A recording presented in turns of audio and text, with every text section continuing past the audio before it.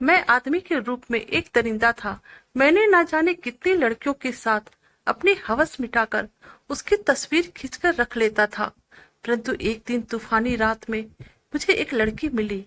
ठंड का मौसम और उस पर जवानी से भरपूर वह लड़की जिसकी सगाई होने वाली थी।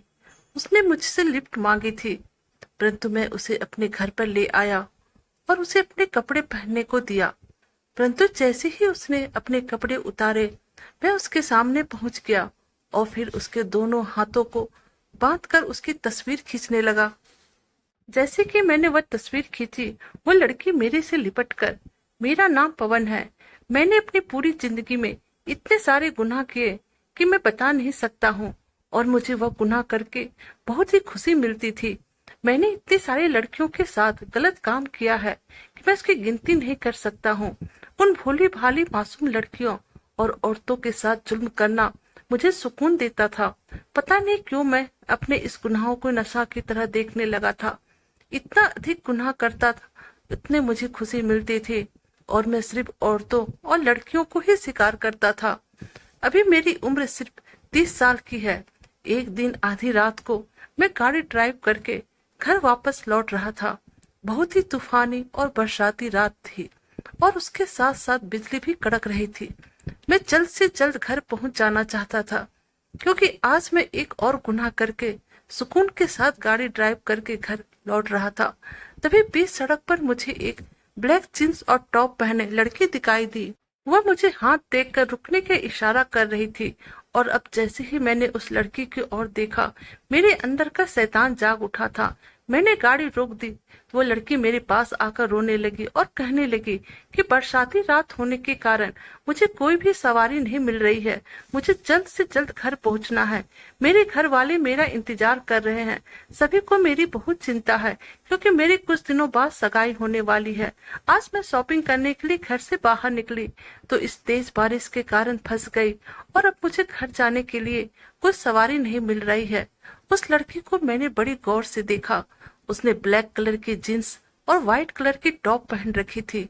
बरसात में भीगने के कारण उसके बालों पर से लगातार पानी टपक रहा था, और उस लड़की के टॉप बिल्कुल उसके जिस्म के साथ चिपक गए थे, और उसका पूरा शरीर एक आकार की तरह मुझे नजर आने लगा।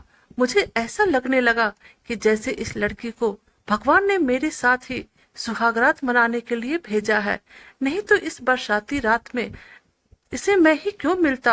और भी तो बहुत सारे लोग इस सड़क पर जा रहे हैं। और अब तो उस लड़की को देखकर मेरे मुंह में पानी आ गया, और मुझे अब अपने आप पर काबू नहीं रहने लगा था। और फिर मैं सोचने लगा, इस बरसाती तूफानी रात में इस लड़की के साथ मैं इतना मजा करूंगा, इसे कभी किसी के साथ मंगनी करने की जरूरत ही नहीं पड़ेगी।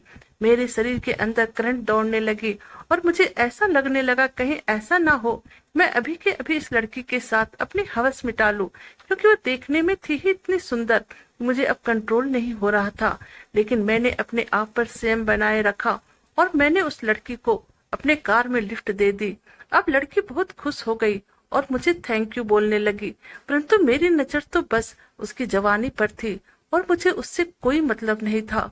फिर मैं उसे लेकर अपने घर पर आ गया, और मैंने उससे कहा कि तुम्हारा घर यहाँ से 10 किलोमीटर दूर है, और इस बरसाती तूफानी रात में मैं और गाड़ी सेफ्टी के साथ नहीं चला पाऊंगा।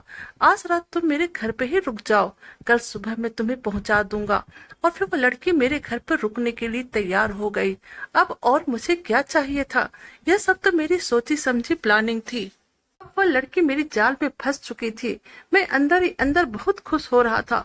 घर पहुंचने पर मैंने देखा कि वह लड़की ठंड के मारे कांप रही थी, और उसके पूरे कपड़े भी भीग चुके थे।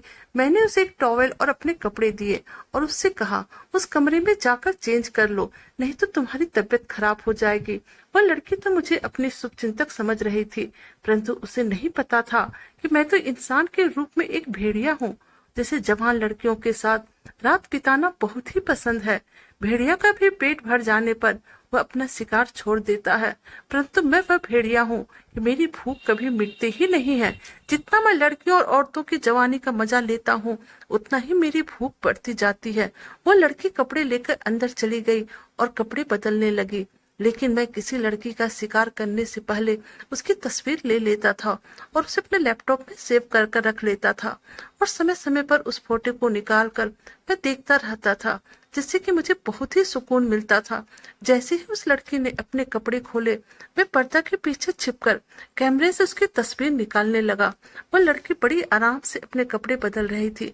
तस्वीर निकालने के बाद मैंने उस तस्वीर को अपने लैपटॉप में सेव करके रख लिया। जब भी किसी लड़की के साथ कोई गलत काम करता था तो उस लड़की की तस्वीर खींचकर अपने लैपटॉप में सेव कर लेता था। तस्वीर सेव करने के बाद मैं उसके पास चला गया तो वह मुझे अचानक से अपने सामने पाकर हड़बड़ा गई और मुझे हैरत भरी नजरों से देखने के बाद अपने जिस्म को अपने दोनों हाथों से छिपाने लगी। परंतु मुझ जैसे हैवान के सामने उस मासूम लड़की की कहाँ चलने वाली थी। वह लड़की चीखने चिल्लाने लगी तो मैंने उसके मुंह में कपड़ा ठूस दिया और उसके दोनों हाथ बांध दिए। अब वह लड़की बहुत ही लाचार नजर आ रही थी, परंतु मुझे तो लड़कियों की लाचारी देखकर ही सुकून मिलता था। उसकी आंखों से लगातार आंसू बह रहे थे और इशारों में वह मुझे कह रही थी कि मुझे छोड़ दो, परंतु मैं कहाँ मानने वाला था। और फिर मैं उस लड़की के साथ न जाने कितनी देर तक वो चीखती रही, चिल्लाती रही और मैं अपना काम करता रहा। सुबह जब मैं सोकर उठा तो मैं अपने आप को काफी मुस्कुरा रहा था, परंतु अचानक से मुझे वो लड़की याद आई और फिर उसकी तस्वीर देखने के लिए मैंने जैसे ही लैपटॉप खोला तो डर के मारे मैं कांपने लगा। ऐसा लगने लगा कि अब मेरी जान ही निकल जाएगी। परंतु जैसे ही मैंने पीछे मुड़कर देखा तो मेरे सामने वह लड़की अपने मोबाइल उठाकर कुछ ऐसे करने लगी कि मेरे होशो हवास गुम हो गए और फिर मैं अपने बचपन की यादों में खो गया। जब ऐसा ही कुछ मेरे साथ हुआ था। मैं हमेशा से ऐसा नहीं था। मैं बहुत ही मासूम लड़का था और अपने मम्मी पापा और बहन के साथ रहता था। हम लोगों की एक छोटी सी दुनिया थी। इन 4 जनों की दुनिया में हम लोग बहुत ही खुश थे। मेरे मम्मी पापा हम दोनों भाई बहन से बहुत ही प्यार करते थे। बहन मुझसे बड़ी थी और मेरी उम्र उस समय 13 साल थी। लेकिन अचानक से हमारे परिवार को हमारे ही रिश्तेदारों की नजर लग गई। उसे हंसता खेलता परिवार गुनाह की बलि चढ़ गया। मेरी मम्मी आईटी कंपनी में जॉब करती थी और पापा ऑफिस में काम करते थे। मम्मी और पापा दोनों सुबह ही 8 बजे निकल जाते और पापा तो शाम को 7 बजे आ जाते, परंतु मम्मी कभी कभी 10 बजे तक घर आती थी। हम दोनों भाई बहन घर में अकेले ही रहते थे। मम्मी ने घर में काम करने के लिए एक काम वाली को रख दिया था। वही हम लोगों के लिए खाना बनाती, घर के साफ सफाई करती थी और जब पापा चले आते थे फिर वह चली जाती थी। समय यूं ही कट रहा था कि अचानक से एक दिन हमारे घर में हमारी विधवा मौसी रहने के लिए आई। मौसी की उम्र उसमें 22 साल थी और वो भरी जवानी में विधवा हो गई थी। उनके ससुराल वालों ने मौसा जी के मरने के बाद उन्हें घर से निकाल दिया था। कहीं सहारा नहीं मिलने के कारण मेरी मम्मी ने उसे अपने घर में रहने के लिए जगह दे दी। परंतु कहते हैं ना, कभी कभी अपना ही आपको डस लेता है। मेरी मम्मी ने मेरी मौसी को सहारा दिया। पापा ने भी सहमति दे दी थी। कुछ दिन तो सब चीज ठीक था, परंतु कुछ दिनों बाद जब मेरी मम्मी पापा मेरी दीदी कॉलेज चली जाती थी, तब मेरी मौसी अपनी जवानी की भूख मिटाने के लिए मेरे साथ गलत काम करती थी। मैं उसमें बहुत ही मासूम था, इसलिए मुझे कुछ ज्यादा समझ में नहीं आता था और मौसी ने मुझे धमकी भी दी थी, अगर यह बात मैं किसी को बताऊंगा तो उल्टा वह मेरे ऊपर ही इल्जाम लगा देगी। मैं कुछ दिनों तक तो यह सब सहता रहा, पर एक दिन हिम्मत करके मैंने पापा और मम्मी को यह बात बता दिया। परंतु मेरी मौसी ने अपने आंसुओं का जलवा दिखाकर मुझे ही छोटा साबित कर दिया और उस दिन मुझे मेरी मम्मी से बहुत ही पिटाई लगी थी। और फिर जब मैं अपने मौसी की तरफ देखा तो वह मेरी तरफ कुटिल मुस्कान के साथ हंसती थी। अक्सर घर में मम्मी और पापा में लड़ाई होते रहते थे। पहले तो मैंने कभी भी मम्मी और पापा में लड़ाई होते नहीं देखा था। एक दिन दोपहर के समय पापा जल्दी घर आ गए। दीदी कॉलेज गई हुई थी। घर पर मैं और मौसी और पापा ही थे। मैंने पापा से पूछा, आप इतनी जल्दी क्यों आ गए? तो पापा ने कहा कि मेरे सर में दर्द है, जाओ जाकर दवाई ले आओ। मैंने पापा से कहा, अभी दोपहर के समय कोई भी दुकान खुली नहीं होगी, कहिए तो मैं आपके लिए चाय बना देता हूँ। परंतु पापा थे कि मुझे घर से बाहर निकालना चाहते थे। उन्होंने कहा, नहीं, मेरे सर में बहुत दर्द है, तुम मार्केट जाओ और दवाई लेकर आओ। मैं पापा से पैसे लेकर मार्केट चला गया। करीब दवाई लाने के में और मार्केट से घर आने में 2 घंटे का समय लग गया, क्योंकि अधिकतर दुकानें बंद थी। और जब मैं घर पर आया तो घर का दरवाजा बंद था। मैंने सोचा कि पापा को क्यों डिस्टर्ब करूं, पीछे के दरवाजे से अंदर चला आता हूँ। और जब मैं पीछे के दरवाजे से घर के अंदर आया तो मुझे पापा के कमरे का दरवाजा बंद मिला और उनके कमरे के अंदर से आवाजें भी आ रही थी। खिड़की के पर्दे हटाकर कमरे के अंदर झांकने की कोशिश की तो मैंने जो देखा उसे देखने के बाद मुझे चक्कर ही आने लगे और मेरा गला सूखने लगा था और मुझे ऐसा लगा कि मैं कहीं बेहोश ना हो जाऊं। मैंने देखा कि मेरी मौसी और पापा दोनों बिना कपड़ों में एक दूसरे के साथ लिपटे हुए थे। पापा मौसी के सीने पर हाथ रखकर कह रहे थे, आज तुमने जो मुझे सुख दिया है वह आज तक तुम्हारी बहन भी मुझे ना दे पाई। मुझे तो उस दिन ही तुम पर शक हो गया था, जिस दिन की पवन ने तुम्हारे बारे में गलत बात बोला था। मैं जान चुका था कि तुम्हें अपनी जवानी की प्यास बुझानी है, क्योंकि अभी तुम्हारी उम्र ही क्या हो रही है। इसीलिए उस दिन मैं चुप रहा और पवन को ही डांट दिया, परंतु आज तुमने मुझे खुश कर दिया है और अब तुम अपनी पूरी जवानी मुझ पर लुटा सकती हो, क्योंकि तुम्हारी बहन अब बूढ़ी हो गई है। अब उसमें वह मजा नहीं है कि जो आज तुमने मुझे दिया। तुमने अपनी इस जवानी का वो मजा आज दिया जिसके लिए मैं कब से तड़प रहा था। सर दर्द का बहाना बनाया था, असल में मैं तुम्हारा दीवाना हो गया हूँ। ऑफिस में मेरा काम करने में मन नहीं लग रहा था, इसलिए मैं घर पर चला आया। और अब देखो, तुमने तो मुझे दिन में ही जन्नत दिखा दी। और फिर मौसी और पापा दोनों जोर जोर से हंसने लगे। मैं अपने कानों पर हाथ रखकर अपने कमरे में आकर चुपचाप बैठ गया। मेरी मौसी मेरे और मेरे पापा दोनों के साथ गंदा खेल खेल रही थी। अब तो पापा अक्सर दोपहर के समय घर पर आ जाते थे और दोनों खुलकर अपने मन की मुराद पूरी करते थे। अब इस घर में मौसी जो कहती थी वो ही होता था। मम्मी की बातों का कोई असर पापा पर नहीं होता था, और अगर मम्मी किसी दिन ज्यादा बोल देती तो पापा उनकी पिटाई कर देते थे, क्योंकि पापा तो अपने शारीरिक सुख जवान मौसी के साथ पूरा कर रहे थे। उन्हें वह सुख मिल ही रहा था जो एक मर्द को एक औरत से चाहिए। अब पापा का मम्मी में दिलचस्पी नहीं रह गया था। अब इस उम्र में मम्मी हम दोनों को लेकर जाती भी तो कहाँ जाती। बेचारी चुपचाप बर्दाश्त कर रही थी। मम्मी का हालत देखा नहीं जा रहा था, परंतु मैं भी मजबूर था। और फिर एक दिन इसी सदमे में आकर मम्मी ने फांसी लगा ली। अब तो मौसी इस घर की मालकिन हो गई थी। मेरी दीदी भी चुप ही रहती थी। मौसी दीदी के साथ तो कुछ नहीं करती थी, परंतु 17 साल की उम्र तक मेरे साथ गलत काम करती रही। पापा को मुझे और मेरी दीदी से कोई मतलब नहीं रहता था, वह तो बस मौसी के गुलाम बनकर रह गए थे। और फिर एक दिन मेरी दीदी भी एक लड़का के साथ भागकर शादी कर ली। इस दर्द के साथ जीते हुए अब मैं 19 साल का हो गया और घर से भागकर मिलिट्री में भर्ती हो गया। और 8 साल से मैंने अपने आप को इतना ताकतवर बना लिया कि अब मुझे किसी चीज से डर नहीं लगता था। और वहां से निकलने के बाद मैं एक इंसानी जानवर बन चुका था। सबसे पहले मैं घर पहुंचते ही मौसी और पापा को 3 दिन तक तड़पा तड़पा कर मारा। वो मुझसे अपनी जिंदगी की भीख मांगने लगी थी, परंतु मैंने अपने बचपन का सारा गुस्सा उन पर निकाल दिया और उनकी लाश दरिया में बहा दिया। और अब मेरे अंदर औरतों को लेकर इतनी नफरत आ गई थी ही चला गया। और फिर वहीं से शुरू हुआ मेरी जुल्म की कहानी। मैं क्लब में बाउंसर का काम करने लगा, क्योंकि मैं हर समय उन औरतों और लड़कियों के बीच में रहना चाहता था और मैं चाहता था कि मेरी नजर हर समय उस पर रहे और मैं आसानी से अपना शिकार ढूंढ सकूं। मुझे इस काम में बहुत ही मजा आता था और पुलिस भी मेरा कुछ नहीं बिगाड़ पाती थी, क्योंकि मैं कोई सबूत ही नहीं छोड़ता था। मैं लड़कियों को तड़पाता और उसके पैसे लूट लेता था ताकि मैं अपना खर्चा चला सकूं। मैं चेहरा छुपाने के लिए टोपी और हाथ में ग्लव्स पहन लेता था।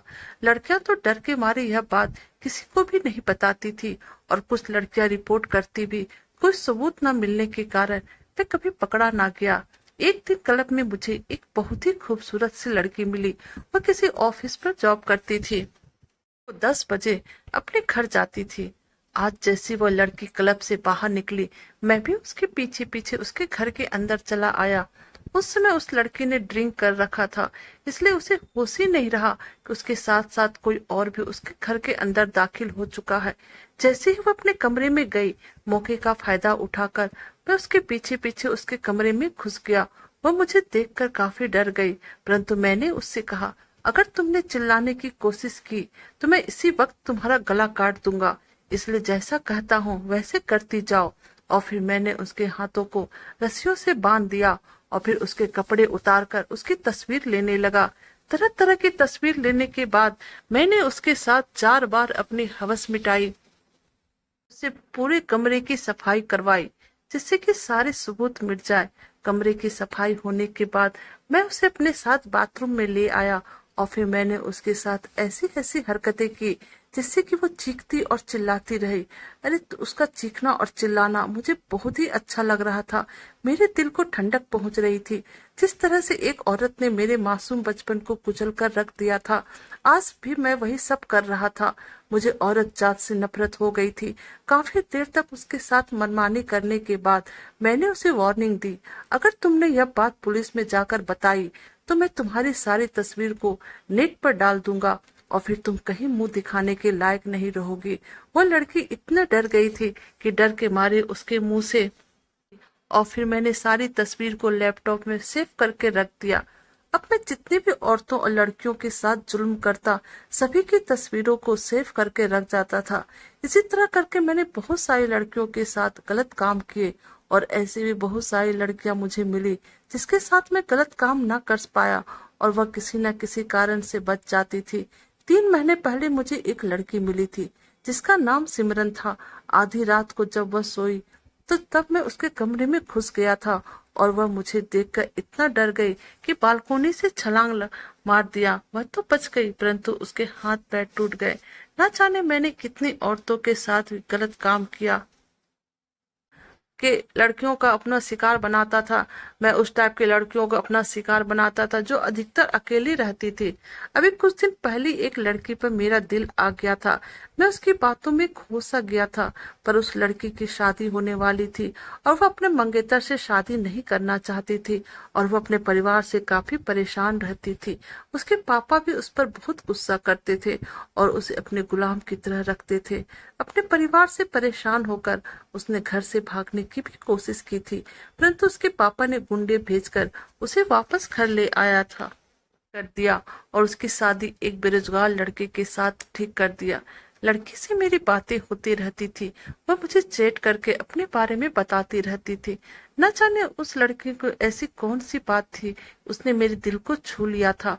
मेरा साथ बचपन में जिस तरह का जुल्म हुआ था उससे बचने के लिए मैं मिलिट्री में चला गया था और वह उसके बाद इस गुनाहों की राह में भटक गया था। मैं अपना हर एक बात, हर एक जुर्म की कहानी इस लड़की से कहता था और अब मैं उससे प्यार करने लगा था। मुझे लगता था कि वो लड़की भी गलत रास्ते में भटक गई है और अब उसकी कहानी भी मेरी तरह ही है। उसके साथ बहुत ही आसानी से मैं अपना दिल की बात कर लेता था, आती रहती थी। मुझे अब वह लड़की बहुत ही अच्छी लगने लगी थी। उसके साथ चैट करने में एक नशा सा था और मैं हर वक्त उसके साथ चैट किया करता था, पर उससे कभी भी मिला नहीं था। पर मैं उससे मिलना चाहता था और मुझे इस बात का भी डर था कि मैं कभी पकड़ा ना जाऊं। हालांकि मैं कभी अपने पीछे कोई भी सुराग नहीं छोड़ता था। अगर कोई लड़की कंप्लेन कर भी देती तो पुलिस को मेरे पास कोई भी सुराग नहीं मिलता था और जिस कारण मैं बच जाता था। मैं बहुत होशियारी के साथ जुल्म करता हूँ और मेरे साथ मेरी मासी ने बचपन में जितना गलत काम किया था, कहीं न कहीं मुझे भी में सुकून मिलता था। शायद मैं अपनी मासी की वजह से उनकी तरह गुनाहगार बन गया हूँ। लड़कियों की चीख से मुझे दुख नहीं बल्कि खुशी मिलती थी। मेरी बहन ने भी मुझसे रिश्ता नहीं रखा था, इसी वजह से मैं बिल्कुल अंदर ही अंदर अकेला हूँ और उस लड़की से मिलने के लिए बेताब रहता हूँ।